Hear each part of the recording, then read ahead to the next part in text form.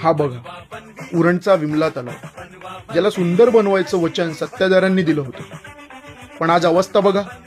पाण्यात कचरा, दुर्गंधी. हीच का ती विकासाची प्रतिमा? मुलांच्या खेळण्याच्या मैदानातही कचरा. सत्ताधारी म्हणतात स्मार्ट शहर, पण इथे तर स्वच्छता सुद्धा नाही. आणि हे बघा सार्वजनिक शौचालय, तुटलेलं, बंद, वापरण्यास अयोग्य.